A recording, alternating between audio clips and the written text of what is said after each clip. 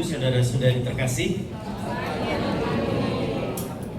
saya Romowanto dari Paroki Pinggiran, sudah 35 tahun imamat, sekitar 15 tahun di paroki, sisanya di seminari, sekolah, sempat di komisi seminari, Romo Santo di komisi kepemudaan, dan sekarang di Gianyar, Santa Maria Ratu Rosari Gianyar di Bali ya. Jadi kalau ke Bali silahkan bisa singgah. Nah, saya diminta oleh Pak Budi untuk berbicara tentang persekutuan doa karismatik Katolik harus menjadi kekuatan paroki dan keuskupan. Harus. Ini pekerjaan yang berat bagi kita semua yang hadir di sini. Saya ingin tes siapa di sini yang Dewan Paroki, angkat tangan. Oh, kalau pastor paroki apa? Oh, beberapa saja, tidak semua. Oke. Baik, apa itu paroki?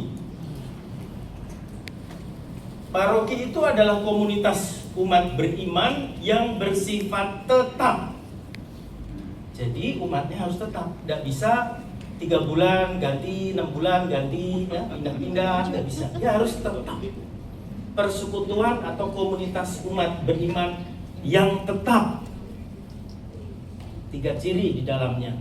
Pertama, pastor parokinya tetap harus hadir, tinggal bersama umat di wilayah itu. Dan yang ketiga, teritorial, wilayah yang telah ditetapkan oleh uskup atau ordinaris wilayah. Jadi kita tidak berbicara tentang pastor paroki di stasi, pastor stasi atau kapelan, bukan, tapi pastor paroki. Jadi pastor paroki itu memiliki kewenangan yang besar. Pasti kita tahu, selain tugas memimpin, mengajar dan menguduskan, juga bertanggung jawab terhadap harta benda atau aset dari gereja di mana dia berada, wilayah tersebut. Misalnya ada tanah, ada bengkel, ada karya-karya sosial, ya, kursus-kursus, dia harus kelola. Maka dalam hukum kanonik dia harus bersifat tetap. Tidak boleh setahun 2 tahun uskup itu seenaknya memindahkan, karena berhubungan dengan harta benda dan juga berhubungan dengan pelayanan, termasuk persekutuan doa ini. Maka dia harus bersifat tetap. Kecuali pastor parokinya ada masalah, dia dipindah atau dipromosikan jadi vikjen atau jadi uskup, itu berbeda. Dalam keadaan normal dia harus tetap sifat. Jadi tetap ini penting, pastor parokinya tetap, komunitas umat beriman yang tetap, dan teritorial yang tetap. Itu definisi, deskripsi tentang paroki. Maka kalau persekutuan doa karismatik Katolik ini harus menjadi kekuatan paroki, maka otomatis pastor paroki adalah moderator dari gerakan karismatik itu sendiri. Otomatis. Tidak boleh itu pastor yang bilang saya nggak suka karismatik, tidak boleh. Dia harus bisa. Di Legio dia juga harus bisa. Di ME dia juga harus bisa. Dan karena itu pastor paroki sebagai gembala untuk semua umat beriman. Memang tidak mudah, itu idealnya. Kalau gereja keuskupan itu adalah gereja lokal di mana uskup tetap diosesan, lalu terdiri dari paroki-paroki. Misalnya Keuskupan Agung Semarang, Jakarta, Malang, dan sebagainya. Nah, saya ingin mengajak kita, saya masih berpikir, kita ini gerakan karismatik Katolik atau Protestan? Katolik. Kalau Katolik, perayaan imannya harus sesuai dengan liturgi gereja Katolik. Maaf sederhana ya. Kalau tidak ada persembahan, tidak perlu nyanyi persembahan. Betul? Karena doanya bagus. Terpujilah Engkau ya Tuhan Allah semesta alam. Bagus. Tapi sayang tadi pagi itu dinyanyikan. Karena tidak ada persembahan. Kalau ada persembahan, oke. Karena nyanyian persembahan itu mengantar persembahan. Betul? Nah, kalau mau menjadi gereja karismatik Katolik harus mengikuti ini. Betul ya? Setuju nggak? Termasuk doa-doa. Mohon maaf, saya ngajar sudah berkali-kali. Doa kita, doa Katolik itu harus kristologis. Ditutup dengan apa? Dengan pengantaraan Kristus Tuhan kami. Sederhana. Nggak usah mau turun lagi dia bingung. Kemuliaan, lalu Bapa kami, lalu Salam Maria lagi. Tidak. Tapi ini yang standar, yang normatif ya. Kalau oke lah kalau mau. Tapi kita harus dibiasakan. Jelas? Oke. Nah, nanti bu. Nanti menyela nanti bingung ya. Saya ingat, mana Mas? Nanti kalau sampai baru saya dulu. Oke. Tidak mau. Oh ya, ini ya, saya buat bagan.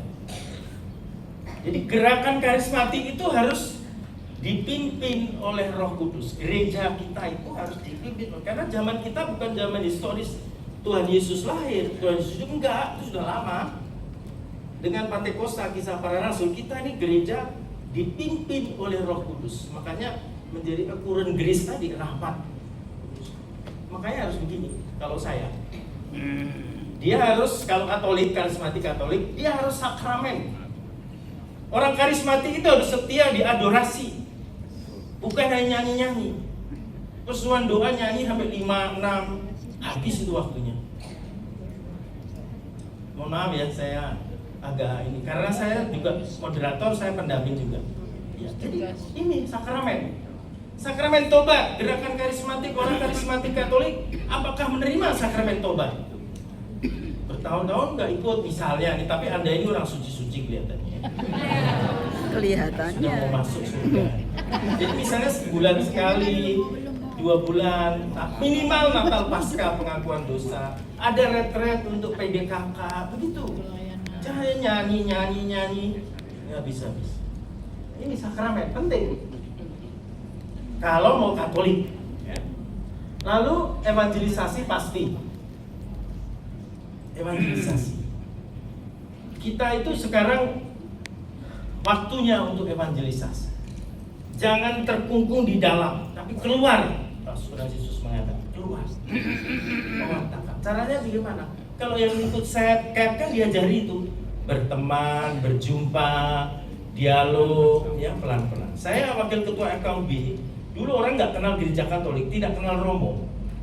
Tapi setelah saya aktif, kami punya sekolah dasar dan TK Santa Maria di paroki. Itu 200 orang muridnya. Mungkin yang Katolik 15 atau 20 saja. Yang lainnya Hindu. Tapi kalau mau mulai tahun ajaran selalu saya doakan. Setiap Jumat pertama semua ikut misa. Semua ikut misa. Meskipun ribut sekali.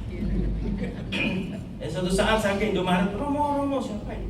Ternyata murid anak TK, jadi kenal saya. Tapi celakanya ada seorang bapak tanya saya, Romo, anaknya berapa? Saya mau jawab 2 terlalu sedikit, mau jawab 4 terlalu banyak. Karena dia tidak mengerti siapa Romo, siapa pendeta. Ini misi, pertama kenalan, mengerti Romo di mana tinggal, itu penting. Kalau enggak, kapan misi Anda? Nggak ada. Termasuk Anda ikut Setcap itu bergaul dengan banyak orang, aktif di masyarakat. Ya. Lalu murid-murid yang berkarisma. Maka sumbernya kekuatan ini nilai-nilai surgawi, sabda Allah, nilai kerajaan Allah. Ini personal karakter, klerus laikus, ada kejujuran, tobat, percaya diri, ketaatan, setia, keterbukaan, rendah hati, solidaritas, bela rasa, cinta sama orang miskin. Jadi gerakan karismatik, persekutuan doa itu harus mengubah orang berkarakter menjadi orang Katolik yang baik. Betul ya? Harus. Kalau dia tidak mengubah, lalu untuk apa Anda berdoa? Untuk apa Anda berdoa? Untuk apa merayakan Ekaristi tapi tidak ada perubahan? Sama saja. Curiga, dendam, sering berkelahi, bertengkar, ya toh? Buat ribut. Dia kan harus nilai-nilai kejujuran, tobat, percaya diri, ketaatan. Ini nilai-nilai personal. Jadi persekutuan doa itu harus mengarahkan kita selain berdoa untuk hidup rohani, supaya Anda berubah, transformasi diri menjadi pribadi yang berkarakter, berkarisma sebagai murid-murid Tuhan. Maka nilai-nilai sabda Allah, kerajaan Allah ini penting. Spiritual seorang hamba, citra Allah, iman, harapan, kasih, damai, keadilan, dan seterusnya. Supaya kerajaan Allah itu hadir di dunia ini. Hadirnya apa? Membuat orang damai, membuat orang merasakan kebaikan. Itu. Oke ya. Nah, menurut saya ganggu BPN ini ada Pak Ferry juga. Visi misi pembaruan karismatik itu harus dengan metode apa yang disebut appreciative inquiry. Ada 5D. Pertama, define the topic. Apa rumusan dari gerakan karismatik Katolik ini? Dirumuskan sebagai apa? Tujuan goal kita itu kalau orang ikut PDKK atau gerakan karismatik Katolik itu apa? Saya menjadi pribadi yang bagaimana? Itu kan harus dirumuskan bersama pastor paroki atau bersama moderator, atau lebih naik lagi BPM. Kalau saya harus usul ini, menjadi komunitas murid-murid Yesus yang berkarisma. Nah, kemarin Pak Ferry sudah jelasin apa itu karunia dan berkarisma. Ini Yesus adalah jalan, kebenaran, dan hidup. Ini menurut saya itu. Maka Yesus itu harus menjadi satu-satunya penyelamat yang bersifat universal. Saya nggak setuju kalau agama lain itu ada kebenaran. Bukan. Agama lain ada yang benar dan suci, bukan kebenaran. Kemarin Monsieur Valen ngomong begitu toh. Saya mau interupsi, nggak enak itu lah. Kita sesama perguruan dengan harus saling hormat. Begitu. Harusnya begitu. Yang benar dan suci. Orang Hindu ada yang benar dan suci. Mereka ada namanya Tatwam Asi, ya, mencintai sesama seperti diri sendiri, seperti kita. Ada nilai-nilai yang suci, nyepi. Anda bisa nggak nyepi ke Bali? Nggak bisa. Seluruh dunia nggak bisa. Tapi orang menghormati nyepi. Supaya apa? Tidak berpergian, tidak bekerja. Bisa jadi dia puasa, tapi membaca sabda Tuhan, membaca lontar. Itu orang Katolik bisa belajar. Kita nggak pernah nyepi. Itu. Nah, semoga saya ingat. Apakah bisa persekutuan doa Katolik itu meditatif dan hening? Bisa kan? Tidak mesti harus nyanyi. Supaya orang tua-tua, lansia, saya termasuk lansia, itu bisa ikut. Bayangkan kalau suruh jingkrak-jingkrak, aduh, ini sudah asam urat semua. Jalanan udah perot-perot, nggak bisa. Tapi kan dia bisa ikut gerakan karisma. Ya Pak Ferry? Bisa. Nah, bentuknya bagaimana? Nah, itu harus dipikirkan. Harus dipikirkan. Supaya mereka itu nggak alergi. Kalau enggak, kebanyakan hanya orang tertentu saja. Nah ini, yang kedua, discovery. Discovery itu mencari apa kita manusia ini, yaitu di sini realitas manusia yang rapuh, tapi kita hidup dalam Roh Kudus. Maka ada kejujuran, tobat, dan seterusnya. Ya. Lalu dream. Dream itu mimpi kita, gerakan karismatik PDKK tiap-tiap paroki kan berbeda. Jadi apa dream dari PDKK paroki mana? Ya toh, bersama pastor paroki. Karena dia adalah moderator dari kelompok kategorial. Apa? Nah, itu nanti kita bicarakan. Kemudian yang keempat, desain. Bagaimana mendesain supaya dream itu tercapai? Ya kalau di nasional ya struktur BPN-nya ada sinodalitas, BPK-nya harus ada kerasulan hidup, ada hidup sakramental, ada formasi leader. Sederhana, cari pemimpin ketua persekutuan doa itu setengah mati. Hampir semua nggak mau. Kami di paroki saya juga gitu. Orang udah tua, udah 70. Cari yang muda nggak mau. Karena nggak mudah, dia harus jadi gembala. Dia harus bisa mengayomi semua. Kalau pilih ini nggak setuju. Kali ini nggak setuju. Repot. Ini nggak mudah. Nah, karena ya mungkin tidak ada ini formasi leadernya nggak ada. Nah, sekarang ini dokumen yang jadi rujukan saya 3-4 hal ini: surat gembala PDKK, Aneka Karunia Satu Roh, pedoman PKK, pemberi hidup Kristiani sebagai karisma roh, pesan Paus, ziarah jubileum karis, dan anjuran apostolic. Nah, katolisitas juga ada di dalam. Yang pertama, PDKK kalau ingin harus menjadi kekuatan, yaitu apa ini? Bertumbuh dengan kesatuan, dalam kesatuan dengan seluruh gereja. Apa Bapak Ibu? Bertumbuh dalam kesatuan dengan seluruh. Kata kuncinya adalah kesatuan. Jadi PDKK tidak boleh nyebrang tersendiri tanpa arah dari keseluruhan gereja lokal maupun paroki. Dia harus berjalan bersama dalam kesatuan dengan seluruh gereja. Dasarnya adalah ini, ajaran iman, bahwa Roh Kudus adalah Roh pemersatu. Makanya liturgi di dalam gerakan karismatik Katolik harus mengikuti liturgi perayaan iman sesuai dengan ajaran gereja. Harus, kalau enggak kita menjadi aneh. Wah, pernah saya misa karismatik, ya dikritik karena berbeda gitu.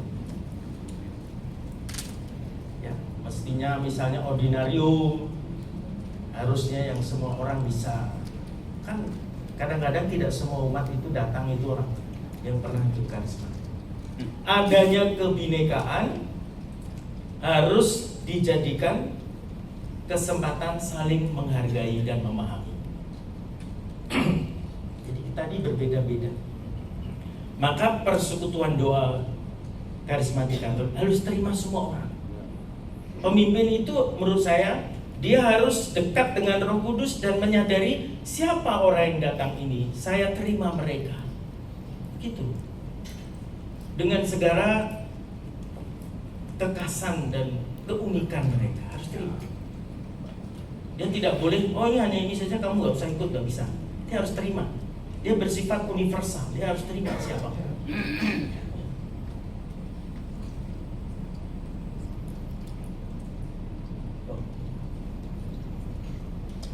PKK menjadi sumber persekutuan, keharmonisan dan persaudaraan.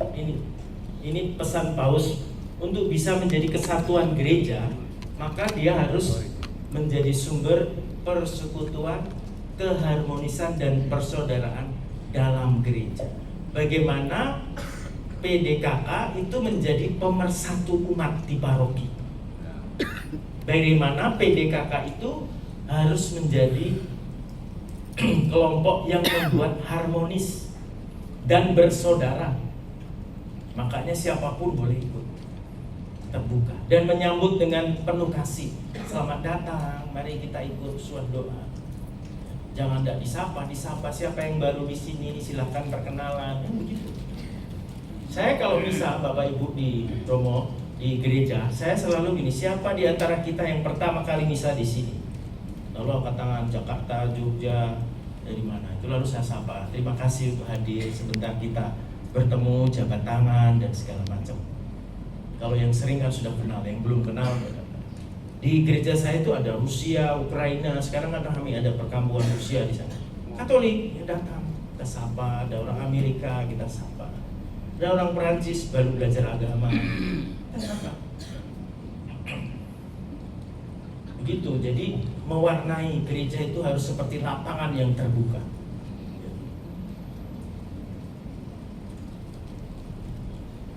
Nah, karena itu PKK, Persekutuan Karismatik Katolik, PDKK, harus memadukan dua arah ini. Gereja yang lebih luas dengan gereja yang benar paroki. Paroki itu ibu dari gereja, karena melahirkan anggota gereja, bukan keuskupan. Keuskupan itu bukan ibu gereja, tapi paroki. Makanya paus maupun uskup masuk ke paroki, dia harus izin pastor paroki. Romo, saya mau memberkati umat saya. Silahkan Bapak Uskup. Dia karena kewenangannya diberikan pastor paroki. Dia punya kewenangan yang luar biasa. Dia yang melahirkan anggota gereja baru, membaptis, keluarga baru, perkawinan, bukan keuskupan. Keuskupan itu kantor. Ya. Maka BPK perlu mengarahkan semua persekutuan doa memadukan kegiatan dengan arah gereja yang luas, sehingga PDKK harus mendukung kegiatan paroki, PDKK harus mendukung kegiatan gereja lokal. Jangan menyeberang. Pernah nggak kita nih PDKK, ketuanya dan anggotanya lapor, Romo, saya pengurus baru mau dilantik, apa yang bisa saya bantu untuk paroki? Nah, itu baru bagus. Apa yang bisa saya bantu? Tolong bantu beri komuni orang sakit. Siap dong. Maaf ya, yang rajin itu Legio Maria beri komuni orang sakit. Setiap Sabtu. Saya melayani juga narkoba. Di Bangli itu ada LP narkoba khusus. Ada 26 orang Katolik. Nanti ini Selasa akan terus menerus. Nah, siapa saya ajak? Saya mau sendiri, itu sendiri, bisa sendiri, kan tidak mungkin. Saya harus ajak orang-orang yang siap sedia, seperti pasukan khusus yang siap Romo. Beri minyak suci, siap Romo. Siapa? Kalau Legio pasti, tapi PDKK harusnya juga demikian. Betul nggak? Betul. Maka Anda harus bersama Legio Maria dengan komunitas lain untuk bersama-sama melayani umat kita yang sakit. Karena banyak, karena tidak sampai jam 8 atau jam 12 siang.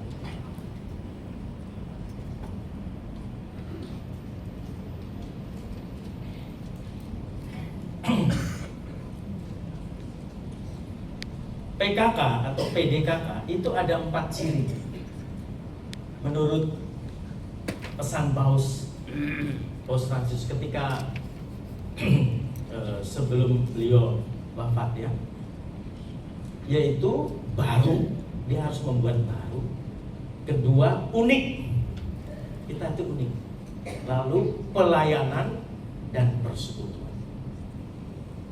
Bagaimana PDKK membuat baru gereja kita? Jangan menjadi yang lama lagi, balik menjadi baru. Semangat doa umat semakin banyak, merayakan Ekaristi setiap pagi, setiap minggu, ya kan? Lalu unik karena bersekutu di dalam doa setiap minggu. Ada yang sebulan sekali, ada yang 2 kali, ada seminggu sekali. Tapi Anda harus bersama, bersinergi dengan paroki. Contoh, bulan September, bulan Kitab Suci Nasional. Allah sumber pembaharuan dalam relasi. Anda harus ikut. Jangan buat PDKK online kegiatan pendalaman iman di lingkungan Anda tidak datang. Tidak boleh. Anda harus ikut. Keluhan pastor paroki teman-teman saya kan itu kadang-kadang. Setuju ya? Anda harus ikut. Bahkan Anda menjadi fasilitator. Ya, jadi fasilitator. Karena Anda orang yang bisa nyanyi, mimpin doa, sudah sering kali tampil. Anda ini kan leader-leader di PDKK gitu loh. Romo, saya, pastor paroki butuh Anda untuk menjadi fasilitator di kelompok-kelompok lingkungan. Itu.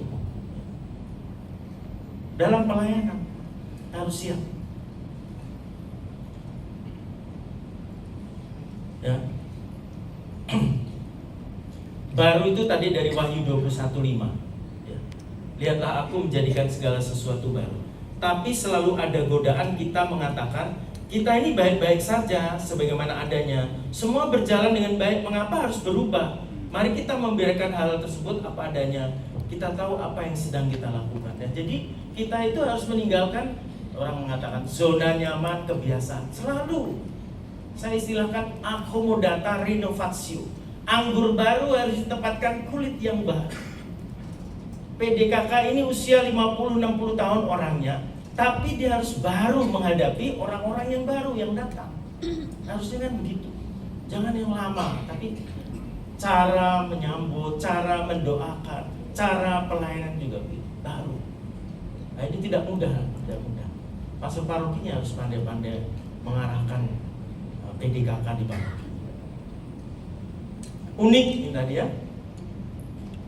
Pelayanan dimaksudkan membantu seluruh kelompok karismatik, membagikan baptisan dalam Roh Kudus, ada buku yang dibagikan, baptisan dalam Roh Kudus kepada semua orang. Rahmat yang telah kita terima, kita bagikan. Nanti ada, sebetulnya orang karismatik itu semua umat beriman. Ya, karena dengan sakramen baptis semua orang menerima Roh Kudus, apalagi dengan Krisma.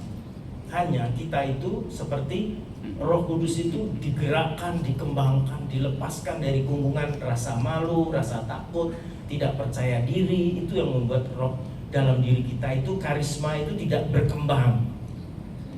Karena itu tadi, malu, tidak mampu, minder, dan segala macam. Nah, orang karismatik tidak boleh begitu menurut saya. Tidak boleh asal nggak bisa ngomong. Dipilih ketua lingkungan nggak bisa gitu. Siap, harus siap. Setuju ya? Harus siap. Kalau nggak Romo ini nggak bisa. Kita butuh pelayanan, butuh orang untuk membantu gereja. Persekutuan ini unik. Sehati sejiwa berpaling kepada Bapa dan bersaksi. Nah, nanti kita bisa bagikan. PDKK itu harus sebuah keluarga di mana hanya ada satu Allah Bapa, satu Tuhan Yesus Kristus, dan satu Roh kehidupan. Keluarga di mana tidak ada satu orang anggotanya lebih penting daripada yang lain. Tidak ada. Semua bersaudara. Tidak ada yang lebih, tidak ada yang kurang. Sinodalitas itu equality. Makanya klerikalisme, tidak ada klerikalisme. Mestinya ya, kita harus sama-sama. Saya ditabiskan imam karena sakramen saya mempunyai jabatan. Anda memiliki sakramen baptisan. Kita sama-sama dibaptis. Cuma berbeda. Anda di tata dunia, saya sebagai tabisan di dalam gereja. Makanya Romo tidak bisa berpolitik. Yang bisa berpolitik adalah kaum awam. Ya. 2.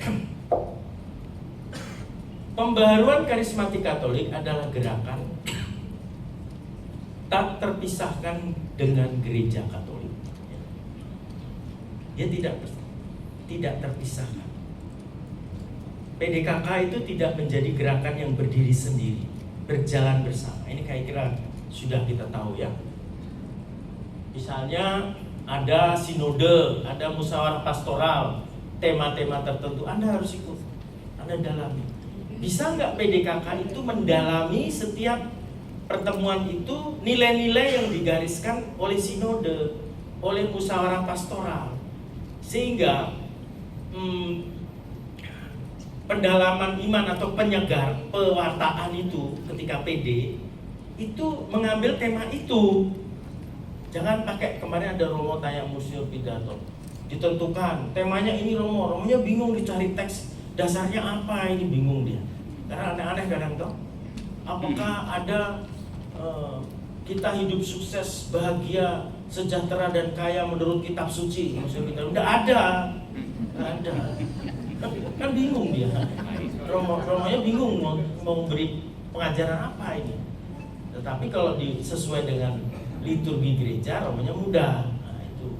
Makanya gerakan ini karismatik tak terpisahkan dengan gereja Katolik. Maksud saya, ada musyawarah pastoral, ada sinode, tema-tema itu didalami dalam pengajaran PD. Materi kan ada. Itu maksud saya. Jangan buat sendiri begitu loh. Nah, maka diperlukan komunikasi dan kerjasama. Nah, tadi kan saya sampaikan, kita harus kerjasama dengan kelompok pembaharuan hidup Kristiani yang lain. Misalnya di tempat saya ada KTN, ada Legio Maria, ada Marriage Encounter, ada Couple for Christ, ada Kerahiman Ilahi. Kita kerjasama, jangan superior dan juga jangan inferior, tapi bersama-sama. Maka pastor paroki yang di sini ada, tolong dikumpulkan ini kelompok-kelompok ini supaya bersinergi, berkolaborasi. Ya, kalau kita ngomong PDKK harus menjadi kekuatan paroki, mestinya Pak Ferry, pastor paroki harus ada supaya dia tahu, ya toh? Itu bukan hanya kita, sehingga ada kolaborasi bersinergi. Ya. 3. PDKK perlu terlibat dalam pembangunan umat Allah.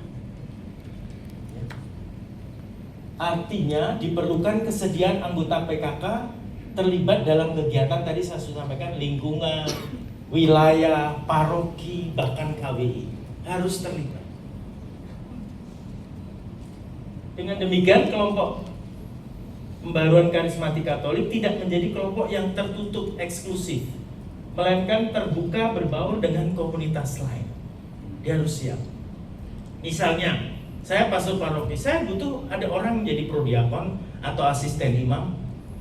Coba dari PDKK silahkan mendaftar. Anda harus berani. Soal kelayakan, kepantasan itu kemudian. Yang penting saya bersedia. Pastor paroki itu butuh awam-awam yang mengambil bagian, berpartisipasi dalam kepemimpinan pastor. Anda boleh berkat sakramen baptisan, Anda berpartisipasi di dalam kepemimpinan pastor. Kalau bagi komuni orang sakit kan boleh. Tidak bisa semuanya Romo, nggak bisa. Romo ini tugas ini, tugas itu, aduh, banyak sekali. Karena itu mohon Anda yang dengar saya ini pulang beritahu pastor paroki, Romo saya siap melayani. Mau disuruh apa? Ya. Sesuai kemampuan saya. Betul ya? Bapak Ibu, Romo sekalian yang terkasih, saya anggota penasihat pembina Katolisitas dulu dengan Romo Santo juga. Tahu Katolisitas? Ada namanya Fokus, Faith Formation of Faith Course. Fokus ini sudah yang keempat akan di masa termasuk pengajar. Itu bagus. Saya ingin anggota PDKK itu bukan hanya tahu nyanyi, bukan hanya tahu WL, bukan tahu memimpin doa, tetapi diisi. Sekali lagi diisi kontennya dengan pengetahuan iman, dengan hal-hal ajaran gereja. Itu penting. Anda baca banyak bukunya yang bisa. Bila perlu ikut, tidak apa-apa. 54 kali pertemuan. Sekarang sudah dibuka. Akan mulai Desember kalau salah. Sampai 1 tahun lagi. Banyak seluruh KGK segala macam. Diisi, perlu diisi. Supaya Anda pewartaan itu tidak hanya logika berdasarkan isi kitab suci, bukan. Tetapi ada nilai dasar yang disampaikan. Itu penting. Kalau Anda tidak bermutu PDKK, nggak bermutu. Itu pentingnya. Ikut set cap, tapi tambah lagi dong diisi terus. Ya. Kelompok PDKK tidak menjadi kelompok yang tertutup, ya, tadi sudah ya, berbaur dengan komunitas lain. Keempat, para pemimpin PDKK agar memelihara ketaatan kepada pemimpin gereja. Jadi PDKK dengan ketuanya itu harus taat pada pastor paroki, pada uskup, pada paus gereja. Ya. Jangan menjadi sempalan, jangan mengajar sesuatu yang aneh. Itu makanya pastor paroki itu harus wajib hukumnya jadi moderator, meskipun dia nggak suka dengan karismatik. Tidak apa-apa, dia nggak suka, tapi dia jadi moderator. Dia tidak bisa tepuk tangan, tidak apa-apa, tapi dia harus jadi moderator, otomatis. Kan dia pastor paroki, gembala untuk semua. Betul ya? Nah, nanti di sini kalau ada pastor paroki, kalau Anda pulang, Romo kemarin diberitahu Romo juga harus jadi moderator. Ngomong apa sih Pak? Makin bahaya lah Mo. Beritahu dari saya. Ya begitu. Harus ada ketaatan. Pembaharuan otentik menjaga kesatuan dengan para pemimpin gereja. Roh Kudus yang sama memimpin mereka bahkan secara terus-menerus sampai hari ini dan selamanya. Karena itu, sepantasnya bahwa pembaharuan yang otentik dari PKK juga menjaga kesatuan keharmonisan dengan pemimpin gereja. Memang ada romonya yang nggak suka. Saya ada kelompok PDKK yang biasa setiap Rabu, setiap Minggu.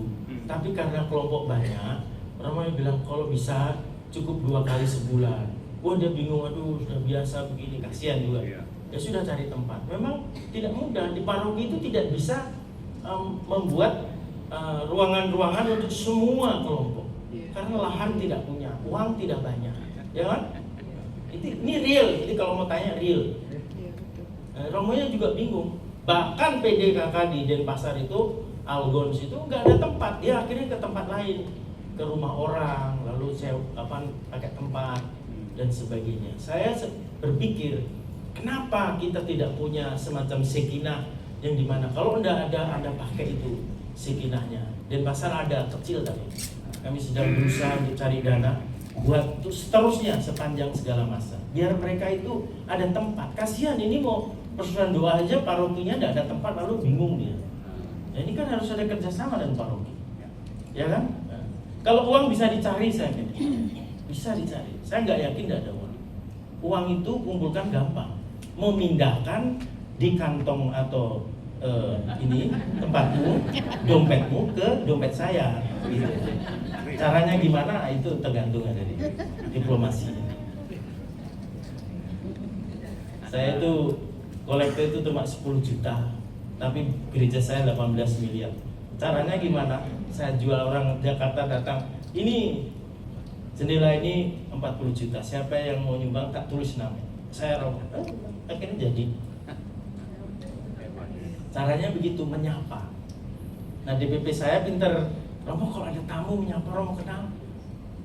Orang Jakarta, orang mana saja yang nanti kita siapkan minum. Oh ya baik-baik. Terus mari Pak kita akan minum dulu.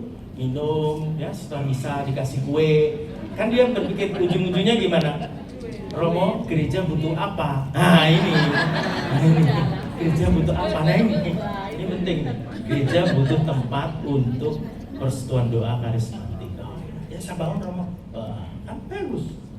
Ya kita kalau menggantungkan kolektor dan umat sendiri nggak mampu. Kecuali ada orang luar. Pak Ferry Lubis ini pernah ke sana ya? Belum? Ya? Oh belum ya, nanti ke sana. Kelima, PDKK harus menjadi kekuatan dengan cara apa? Menghadirkan kasih Allah di dunia. Anda harus menghadirkan kasih Allah. PDKK itu hanya jangan doa nyanyi, tapi tidak perhatikan orang miskin, orang susah, orang sakit. Itu salah itu.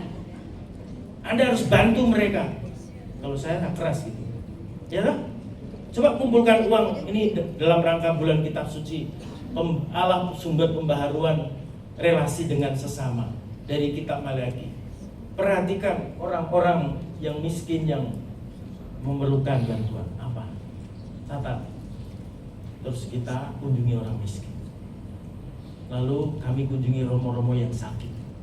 Bapak Ibu Romo, kalau romo sakit itu jarang dikunjungi oleh umat. Kalau romonya sehat, hebat dikunjungi, foto-foto. Romonya sakit nggak pernah dikunjungi. Saya nggak yakin. Kami romo-romo di sini kalau sakit Anda kunjungi saya, nggak yakin. Betul ya? Betul. Belum tentu. Kami kemarin kunjungi mereka, bawa parcel, ini PDKK, lansia, kalau penting, itu romo kita. Sebelum meninggal dia tetap romo, ya, meskipun sudah usia lanjut dan tidak bisa berkarya. Ini menghadirkan kasih Allah. Bagaimana PDKK menghadirkan kasih Allah kepada orang miskin? Kita PDKK harus menjadi misionaris kontemplatif aktif. Ini Jadi ada dua hal dalam bahasa Latinnya itu, vita contemplativa seperti Maria yang duduk mendengarkan Tuhan Yesus, tapi ada vita activa seperti Marta yang selalu melayani. Nah, kita jangan hanya vita contemplativa, doa, tetapi juga vita activa, artinya melayani gereja, terutama orang yang miskin. Ini Dilexite Paus Leo ke-14 mengatakan demikian. Santo Agustinus mengatakan, jika Kristus tinggal dalam dirimu, tunjukkanlah kasihmu juga kepada orang asing. Ya, jika Kristus tinggal dalam dirimu, hai PDKK, tunjukkan hak kasihmu kepada orang asing. Orang miskin bukan karena sekedar menerima bantuan, melainkan hadirnya Kristus secara sakramental di tengah dunia. Maka Yesus selalu mengajarkan di dalam pewartaannya, Lazarus yang miskin itu menerima kebahagiaan karena tidak ada kekuatan lain selain Tuhan. Dan kita hendaknya perhatian terhadap orang-orang miskin. Ini kelemahannya. Saya jujur aja, PDKK BPN nggak ada perhatian terhadap orang miskin. Nggak ada. Orang lihat konvenas ini habis ratusan juta. Bagaimana perhatian terhadap orang miskin? Misalnya, setengah hari kita semua kunjungi romo-romo di Kentungan atau ke orang miskin, kan bagus. Tapi kan nggak ada. Maaf kritik ini terhadap Modernas ini, terhadap konferensi. Yang beritahu Pak Budi dengan timnya. Jadi kasih Allah perlu diwujudkan misalnya dengan peduli dan perhatian dengan sama yang sedang berduka, yang sakit, yang kehilangan tempat tinggal dalam mengusahakan kesatuan kasih antara sama anggota Kristus. Banyak umat kita yang sakit. Orang sakit itu nggak enak, karena semua tidak ada orang lain. Makanya saya jangan sakit, olahraga terus. PDKK keluarga yang penuh kasih, pengertian, saling menguatkan. Nah ini PDKK harus jadi komunitas yang penuh kasih, menguatkan. Kalau ada masalah di dalam keluarganya, jangan kita memisahkan, tapi secara pribadi. Itu kan di kitab suci, dialog, lalu datangkan saksi, kalau enggak ya semua dibicarakan ya. Itu kadang-kadang menjadi persoalan. Nah saya ingatkan, PDKK bukan tempat untuk bisnis. Nah ini bahaya, pecah itu nanti. Arisan, pinjem-pinjem, nggak boleh. PDKK murni, itu urusan lain. Jangan jadi kesempatan untuk MLM, multi level marketing macam begitu. Jangan. Dulu saya aktif di ME, ada yang begitu, waduh nggak bagus. Kita semua jadi nggak enak. Ketemu kan dia pinjam ini, pinjam itu, kan nggak enak. Nggak boleh. Harus dipisahkan.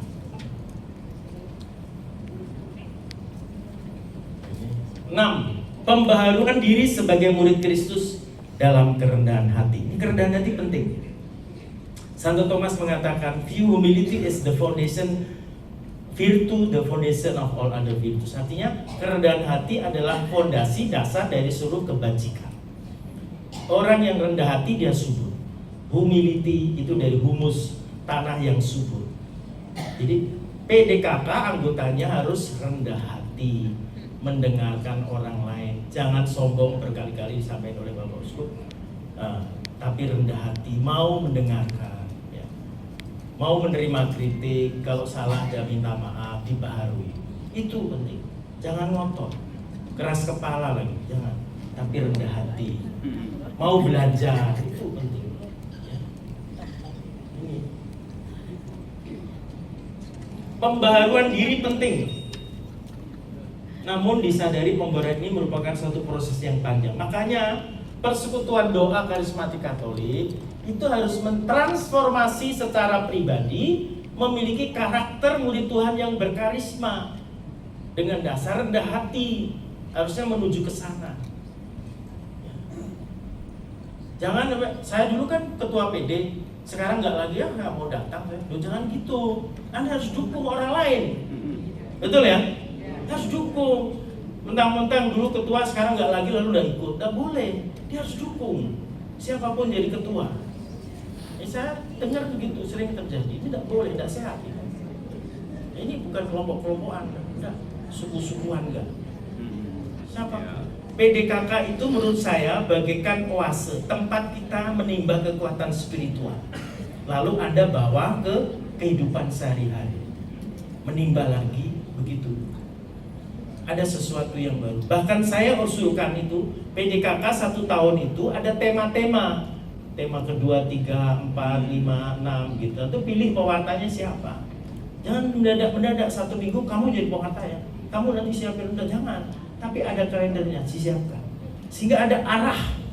Ini loh. Apa goal arah kita kemana? Di paroki kita. Bekerja sama dengan romo paroki.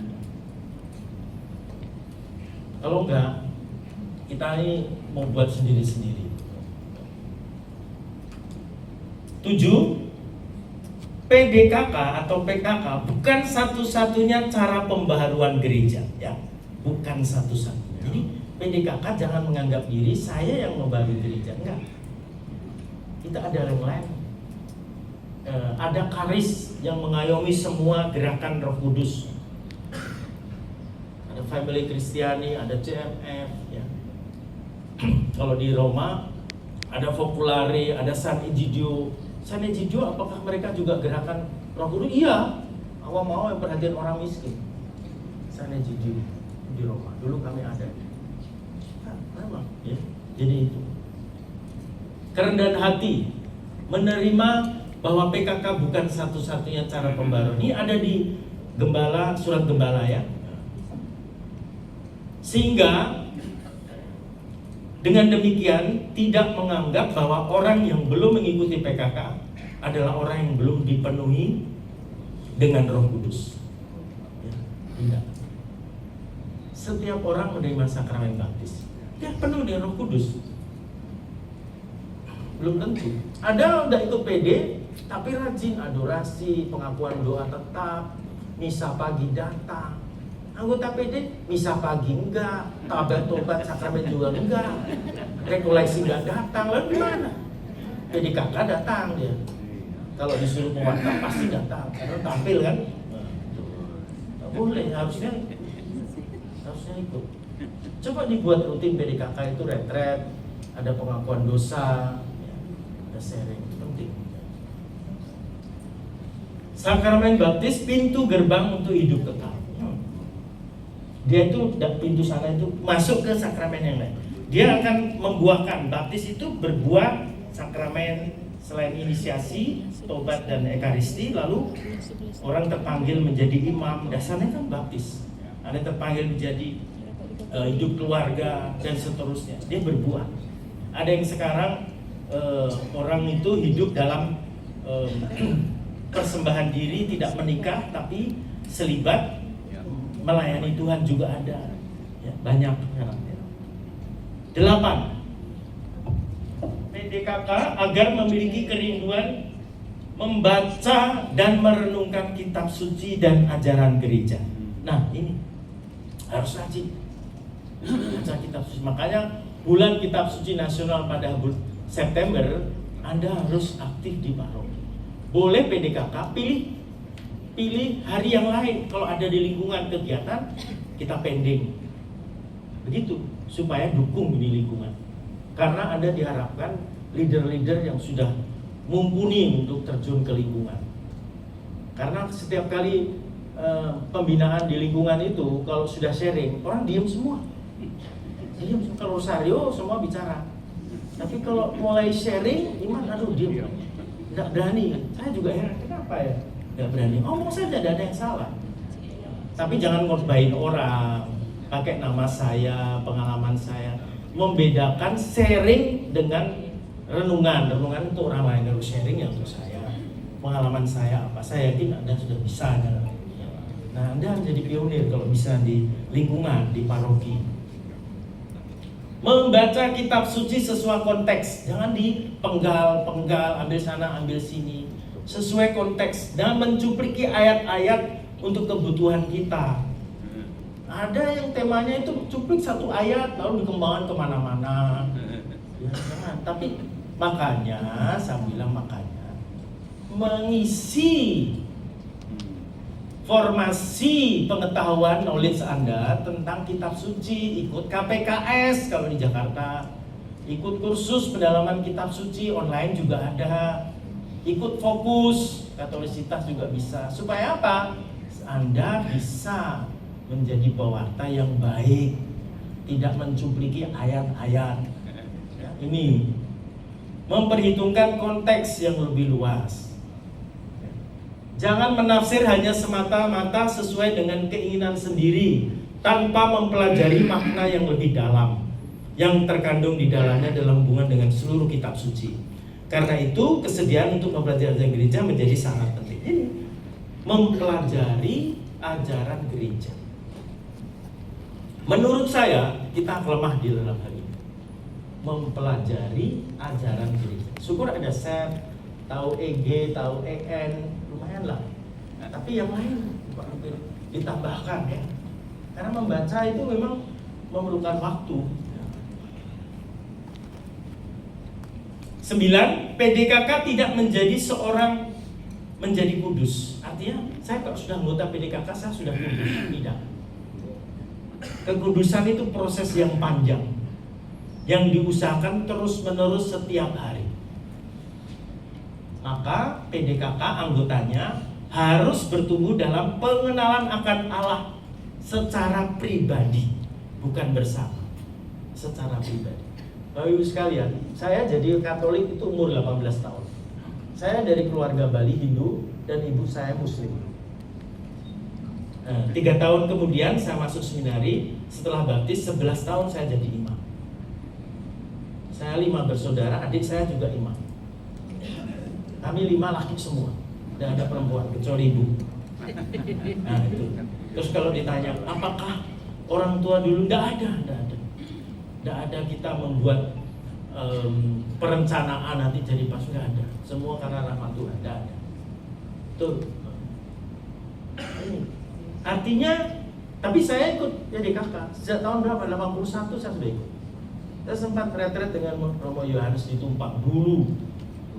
Saya pernah ikut konferensi yang kedua di Malang tahun 83. Belum ikut, belum bertobat. Saya sudah pernah ikut. Saya masih prater itu. Nah, 5 fondasi hidup Kristiani untuk menjadi kudus. 1, mohon diulang. 1, baca kitab suci. Apa? 2, merayakan sakramen. Apa? 3, baca buku rohani dan ajaran gereja. Apa? Dan ajaran gereja. 5, perbuatan amal kasih. Apa? Perbuatan amal kasih.